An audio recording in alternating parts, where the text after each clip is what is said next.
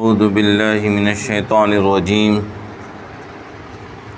بسم اللہ الرحمن الرحیم تبارک الذی ان شاء جعل لک خیرا من ذلک جنات تجری من تحتها الانہار ویجعل لک قصورا بل کذبوا بالساعة واعتدنا لمن کذب بالساعة سعیرا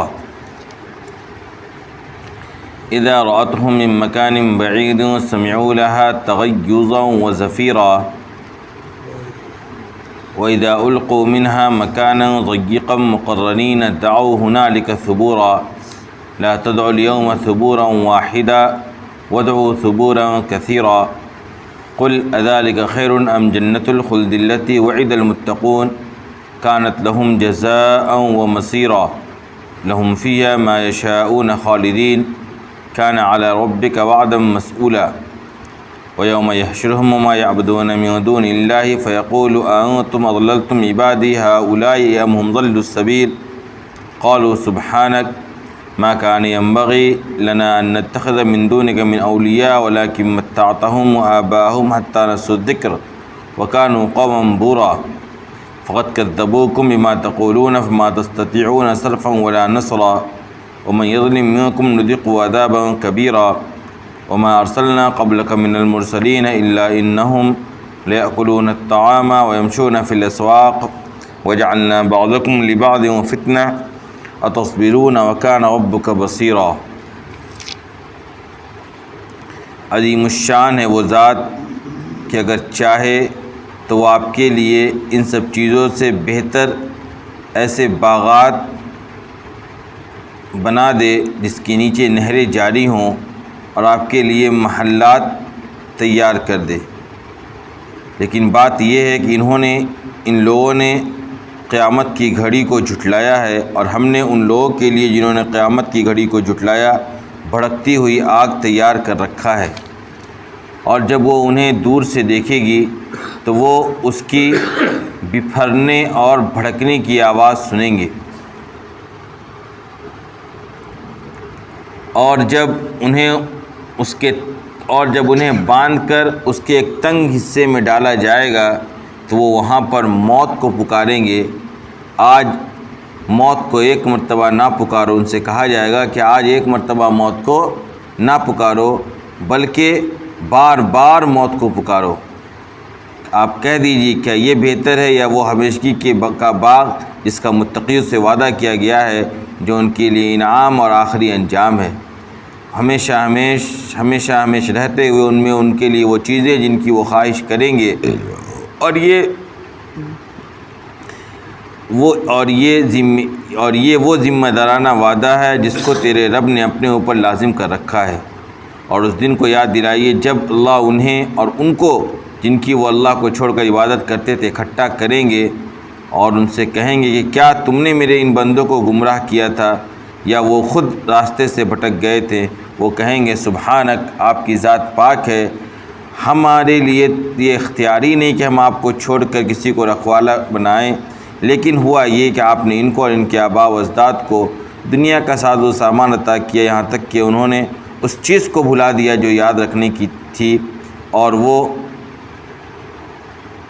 برباد قوم بن کر رہ گئے۔ یقیناً چنانچہ ان لوگوں نے تمہاری ان باتوں کو جھٹلا دیا جو تم کہا کرتے تھے، اب نہ تم عذاب کو ٹالنے کی اور نہ کسی سے مدد حاصل کرنے کی صلاحیت رکھتے ہو، اور جو شخص تم میں سے ظلم کرے گا تو ہم اس کو بڑا بھاری عذاب کا مزہ چکھائیں گے۔ اور ہم نے آپ سے پہلے رسولوں کو بھیجا تو اسی طور پر بھیجا کہ وہ کھانا بھی کھاتے تھے، بازاروں میں چلتے بھی تھے، اور ہم نے تم کو ایک دوسرے کے لیے آزمائش بنایا ہے، کیا تم صبر کرتے ہو؟ اور تمہارا پروردگار ہر چیز سے باخبر ہے۔ سورہ فرقان کا آغاز ہوا ہے، اور میں نے یہ بات بتلائی تھی آپ لوگوں کو کہ اس سورت کے اندر اسلام کی بنیادی عقائد، توحید، رسالت اور آخرت کا اس بات ہے، اور اس پر ہونے والے چند اعتراضات کا جواب ہے۔ چنانچہ گزشتہ کل جو ایک آیت آئی تھی اس کے اندر یہ بات آئی تھی کہ کفار نے آپ صلی اللہ علیہ وسلم کو اس بات کو لے کر اعتراض کیا کہ اگر آپ رسول ہیں تو آپ کے پاس اپنا باغ ہونا چاہیے جس سے آپ کھاتے پیتے، دنیا زمانے کا خزانہ ہونا چاہیے، اگر آپ کو ضرورت بھی تھی تو آپ عام لوگ کی طرح بازار نہیں جاتے، کھاتے پیتے نہیں، ہے نا۔ اس طرح کا اعتراض ان لوگوں نے کیا تھا کہ نہ آپ کے پاس باغ ہے، نہ کوئی سلطنت ہے، نہ کوئی حکومت ہے، نہ کوئی شاہی زندگی ہے آپ کی، تو آپ کو ہم رسول کیسے مان لیں؟ ان کے ذہن و دماغ ہوتا ہے کہ رسول کوئی اس طرح ہو، یا پھر کوئی فرشتہ رسول ہوتا ہے، یا چلیے اگر آپ رسول کہہ بھی رہے ہیں تو کوئی فرشتہ آپ کے ساتھ بھیج جاتا جو کہتا کہ بھائی یہ کیا ہے، اللہ کے رسول ہے۔ اس طرح کا ان کا ایک اعتراض تھا۔ قرآن اس کا جواب دیا کہ عظیم الشان ہے وہ ذات کہ اگر چاہے تو آپ کے لیے اس سے بہتر کئی باغ بنا دے۔ یعنی یہ تو یہ کہہ رہے تھے نا کہ ایک باغ ہوتا ہے ان کے پاس، جس ذات نے ان کو رسول بنا کر بھیجا ہے وہ اتنا عظیم الشان اور بابرکت ہے کہ وہ اگر چاہے تو ان کے لیے بہت سے باغات بنا دے جس کے نیچے نہریں بہہ رہی ہوں، اور ان کے لیے محلات تیار کر دے۔ وہ ذات اگر چاہے تو یہ کوئی بڑی چیز نہیں ہے، تم تو ایک باغ کی بات کر رہے تھے، وہ ان کے لیے کئی باغات تیار کر دے۔ لیکن حقیقت کیا ہے وہ سنو، حقیقت یہ نہیں ہے کہ تم یہ اعتراض اس بنیاد پر کر رہے ہو کہ اگر ان کے پاس باغ ہو جائے گا یا فرشتہ آ جائیں گے یا خزانے کے مالک ہو جائیں گے تو تم ان کو رسول مان لو گے۔ مسئلہ وہ نہیں ہے، مسئلہ ہے تمہاری ضد اور ہر درمی انکار۔ مسئلہ یہ ہے کہ تم نے قیامت کی گھڑی کا انکار کر رکھا ہے۔ اگر تمہیں اس بات کا اقرار ہوتا ہے کل قیامت کی گھڑی ہوگی اور اللہ کے سامنے کھڑے ہو کر مجھے جواب دینا ہے، تو پھر تم اس طرح کے مطالبے اور اعتراضات کرتے ہی نہیں۔ قرآن نے اس انداز سے ان کو جواب دیا، بل کذبوا بالساعۃ، بلکہ حقیقت یہ کہ انہوں نے قیامت کی گھڑی کو جھٹلا رکھا ہے، اسی بنیاد پر اس طرح کے مطالبات یہ کرتے۔ اور یہ جان لیں وَأَعْتَدْنَا لِمَنْ كَذَّبَ بِالسَّاعَةِ سَعِيرًا، کہ جن لوگوں نے قیامت کی گھڑی کا انکار کیا ہے اس کے لیے ہم نے بھڑکتی ہوئی آگ تیار کر رکھا ہے۔ جو لوگ آخرت کے منکر ہیں ان کے لیے اللہ نے بھڑکتا ہوا آگ تیار کر رکھا ہے۔ اور اس آگ کی کیفیت کو آگے بتا رہے ہیں کہ جب وہ آگ ان کو دور سے ہی دیکھے گی نا، جب دور سے اس آگ پر نظر پڑے گی تو ان کو سنائی دے گا اس آگ کے اندر سے بکھرنے اور بکھرنے کی آواز، یعنی پھٹ جانے کی، ایک دم بفر جانے کی، ایک دم کسی پر حملہ آور ہونے کی کیا کیفیت ہوتی ہے، اس طرح کی کیفیت کی آواز انہیں دور سے ہی سنائی دے گی۔ اور اس کے بعد ہوگا یہ کہ جب ان کو باندھ کر جکڑ کر اس جہنم کے کسی تنگ جگہ میں ڈال دیا جائے گا تو ان کی کیفیت یہ ہوگی دعوا ہنالک ثبورا، یہ وہاں موت پکاریں گے۔ کیا پکاریں گے؟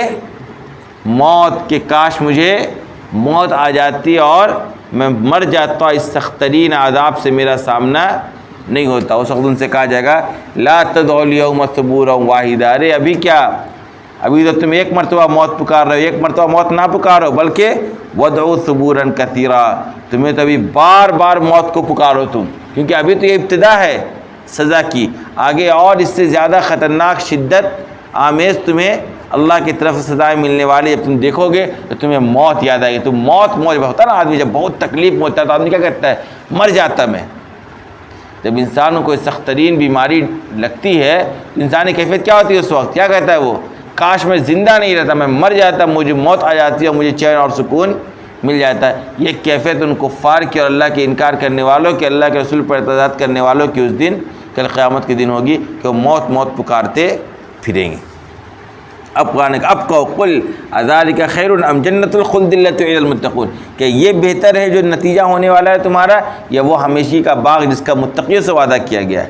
متقیوں سے وعدہ کیا گیا نا، جو اللہ کی مانے گا، اللہ پر ایمان لائے گا، اللہ کے رسول کی رسالت کا اقرار کرے گا، اللہ نے جو آخرت کا عقیدہ پیش کیا ہے اس کے تصور کو اپنے ذہن میں رکھے گا، اس کو مانے گا اور اس کے مطابق شریعت کے مطابق اپنی زندگی کو گزارے گا، ان کے لیے اللہ نے باغات، انعامات اور ہمیشگی کے انعامات کا اللہ نے فیصلہ کر رکھا ہے۔ کہا دیکھو اب بتاؤ تم کیا یہ بہتر ہے جو ہونے والا ہے اس انکار کے انجام کے نتیجے میں، یا یہ کہ وہ بہتر ہے جو اللہ نے متقیوں سے وعدہ کر رکھا ہے۔ کانت لہم جزاء و مسیرہ، جو کہ ان کے لیے انعام بھی ہوگا اور آخری انجام بھی ہوگا۔ جو متقی و پرہیزگار ہوں گے ان کے لیے ہمیشہ کا انعام بھی ہوگا اور آخری انجام بھی ہوگا۔ اور لہم فیہا ما یشاؤون خالدین، ہمیشہ ہمیشہ وہاں ان جو چاہیں گے وہ ملے گا۔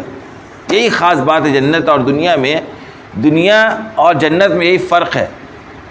دنیا میں انسان کو وہ چیزیں ملنی ضروری نہیں جس کی دنیا میں انسان خواہش کرتا ہے، ضروری ہے نہیں ہے، لیکن آخرت کی یہ خاصیت ہے جو چاہیے گا آپ نے چاہا اور سامنے حاضر۔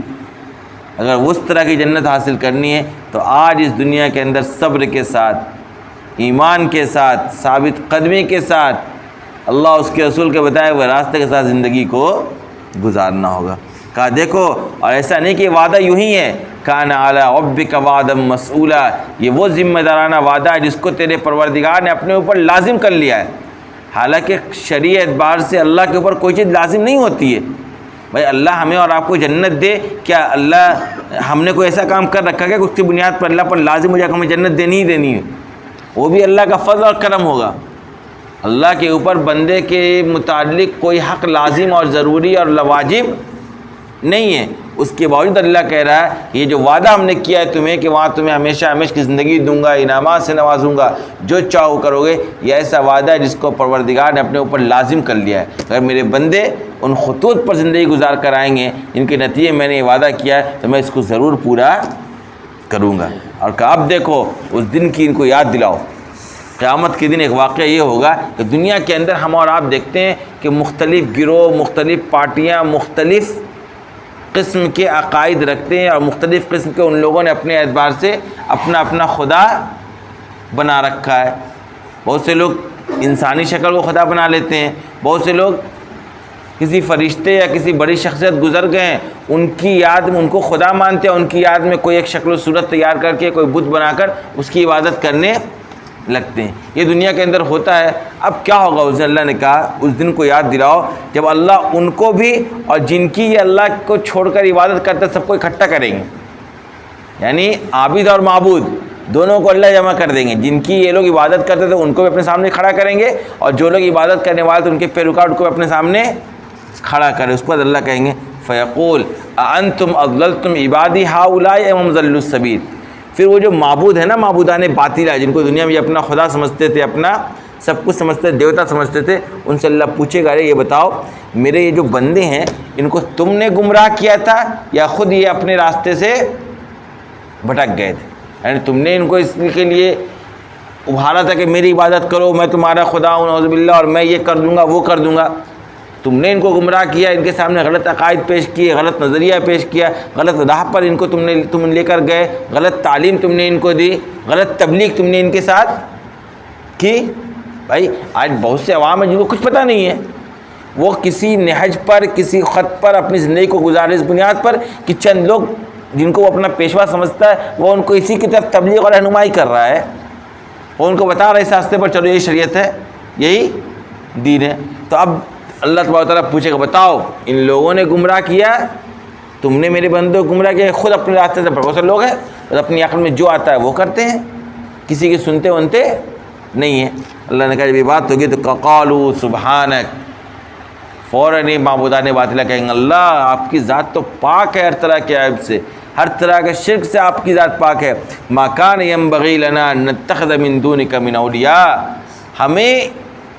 ہماری کہاں یہ مجال کہ ہم آپ کو چھوڑ کر کسی اور کو رکھوالا بنا دیں، یعنی ان کا ساتھ چھوڑ دیں گے۔ یہ جو معبودان باطلہ ہیں یہ فوراً یہاں پر مکھر جائیں گے اور کہیں گے کہ آپ کی ذات پاک ہے، ایسا کیسے ہوگا کہ آپ کے علاوہ ہم کسی اور کو اپنا رکھوالا بنا لیں۔ لیکن معاملہ کیا تو آپ جان لیجیے، ولیکن متعتہم وآباءہم حتی نسوا الذکر، بلکہ معاملہ یہ تھا کہ آپ نے ان کو دنیا کے اندر اور ان کے آباء و اجداد کو دنیا کا ساز و سامان دیا، دنیا کی نعمتوں سے نوازا، ان کے اوپر اپنے انعامات کی بارش کی، نتیجہ یہ ہوا کہ یہ اس دنیا کے اندر مست ہو کر ان کی حالت یہ ہو گئی کہ جو چیز ان کو یاد رکھنی تھی اسی کو ان لوگوں نے بھلا دیا، یعنی خدا کو، شریعت کو، دین کو۔ آج کیا ہو رہا ہے؟ شادیوں کے نام پر اللہ تبارک و تعالیٰ کی بھیجی ہوئی شریعت کی دھجیاں اڑائی جا رہی۔ کیوں جانتے ہیں آپ؟ چونکہ اللہ نے مال و دولت سے نواز دیا۔ کل تک سڑک چھاپ تھا وہ انسان، کل تک کھانے کو دانے کا محتاج تھا، آج اللہ نے نواز دیا، اس کے کاروبار میں برکت دے کر، اس کے اولادوں میں برکت دے کر، اس کو اس کے اوپر اپنا کوئی خاص انعام دے کر، کوئی ذریعہ معاش اس کا کھول کر آج اللہ نے نواز دیا۔ اب ہوا یہ کہ جس موقع پر اسے اللہ کو یاد کرنا چاہیے تھا، اللہ سے ڈرنا چاہیے تھا، اسی موقع پر اس نے اللہ کو بھلا دیا۔ یہ وہ معبودان باطلہ کہیں گے کہ ہوا یہ کہ ان کو جب آپ نے دیا نا دنیا، تو یہ اس دنیا کے چکر میں آپ کو ہی بھول گئے، ہونا ہی چاہیے کہ آپ کو یاد رکھتے ہیں، آپ کو ہی بھول گئے۔ وَكَانُوا قَوْمًا بُورًا، اور یہ ایک برباد قوم بن کر رہ گئے۔ یہ کیا ہو گئے؟ ایک برباد قوم ہو گئے، گمراہ قوم ہو گئے۔ اب دیکھیں ان سے کہا جائے گا فقط کذبوکم بما تقولون، اب بتاؤ بھائی جو تم دنیا میں کہا کرتے تھے اسی کو یہ آج تمہارے سامنے جھٹلا رہے ہیں۔ تم کیا کہتے تھے کہ یہ میرے خدا ہیں، یہ میرے مالک ہیں، یہ مجھے اولاد دیتے ہیں، یہ میری ضرورتوں کو پوری کرتے ہیں، یہ میرے حاجت روا اور مشکل کشا ہیں۔ تم تو یہ کہتے تھے، آج دیکھو تمہارے سامنے تمہاری ان باتوں کیا کر رہے ہیں؟ جھٹلا رہے۔ اب حالت یہ ہے فما تستطيعون صرفا ولا نصرا، کہ اب نہ تمہارے اندر یہ طاقت ہے کہ تم اللہ کے عذاب کو ٹال سکو، اور نہ اب تمہارے اندر یہ صلاحیت ہے کہ تم کسی سے کوئی مدد حاصل کر سکو۔ نہ اس دن کوئی کسی کی مدد کر سکے گا، نہ کسی کی مدد کے ذریعے آپ اللہ کے عذاب کو دور کر سکیں گے، نہ کوئی اور راستہ آپ کے پاس بچے گا۔ اللہ نے کہا جان لو ومن یظلم منکم نذقه عذابا کبیرا، جو بھی تم میں سے ظلم کرے گا ہم اس کو بھاری بھرکم عذاب کا مزہ چکھائیں گے۔ ظالم بچ کر جانے والا نہیں، آج ظالم کو جتنا دندنانا ہے دندنا لے، ایک دن میزان قائم ہونے والا ہے۔ اور ظالم کے بارے میں اللہ نے قرآن میں وعدہ کر رکھا ہے ومن یظلم منکم نذقه عذابا کبیرا، اس کو ہم بڑا بھاری بھرکم عذاب کا مزہ چکھائیں گے۔ اب دیکھیے، اب ان کا ایک اعتراض تھا پیچھے آپ نے دیکھا تھا علیہ وسلم کی رسالت پر کہ یہ کیسا رسول ہے، بازاروں کو بھی جاتا ہے اور کھاتا پیتا ہے، نہیں انسانی ضروریت سے فارغ ہونا چاہیے تھا رسول۔ رسول کو ضرورت کھانے پینے کی نہیں ہونی چاہیے تھی، رسول کو ضرورت بازار جانے کی نہیں ہونی چاہیے تھی، یہ تصور تھا کفار مکہ کا۔ اب اس کا جواب قرآن نے کہا دیکھو بھائی وما ارسلنا قبلک من المرسلین الا انہم لیأکلون الطعام ویمشون فی الاسواق، حقیقت جان لو کہ صرف اس رسول کی یہ بات نہیں ہے بلکہ ہم نے جتنے رسولوں کو بھیجا ہے سب کھاتے پیتے تھے، سب بازار جاتے تھے، سب کی ضروریات انسانی بشری تقاضا سب کے اندر موجود اور پایا جاتا تھا۔ کوئی نبی بشری تقاضے سے خالی نہیں ہوتا ہے بھائی، نبی اور رسول بنایا ہی گیا ہے انسانوں میں سے۔ یہی تو اصل دیکھیے آج کی دنیا اگر سمجھتی ہے کہ کوئی اگر یہ عقیدہ رکھتا ہے کہ نبی اور رسول کوئی اور مخلوق ہے تو ان کو یہ سمجھنا چاہیے کہ کفار مکہ کا یہی تو اعتراض تھا کہ بھائی ہم میں سے ایک انسان کو کیوں رسول بنا دیا؟ رسول تو کوئی فرشتہ ہونا چاہیے تھا۔ سمجھ رہے ہیں آپ سمجھیے، ایک باریک مسئلہ آپ کے سامنے واضح ہو رہا ہوگا۔ ان کا اعتراض ہی یہی تھا کہ بھائی کوئی فرشتہ رسول بنا کر بھیجتے ہیں، یہ تو ہمارے جیسا انسان جو کھا بھی رہا ہے، پی بھی رہا ہے، شادی بھی کر رہا ہے، اس کی اولادیں بھی ہو رہی ہیں، بازار میں بھی جا رہا ہے، تجارت بھی کر رہا ہے، اپنی ضروریات کو پوری بھی کر رہا ہے، سوتا بھی ہے، اٹھتا بھی ہے، چلتا بھی ہے، بیٹھتا بھی ہے، آرام بھی کرتا ہے، اس کو تکلیف بھی ہوتی ہے، بیمار بھی ہوتا ہے۔ یہ اعتراض تھا نا ان کا۔ اب اسی اعتراض کا جواب دے بھائی ایسا نہیں کہ صرف اس رسول تک یہ بات ہے، ہم نے ان سے پہلے جتنے رسولوں کو کیا بچ رکھا کہ رسول انبیاء کیا ہوتے ہیں؟ انسانوں میں سے ہوتے ہیں۔ انبیاء اور رسول اگر کوئی اور مخلوق ہوتی تو یہ اعتراض ہی نہیں کر پاتے کفار مکہ۔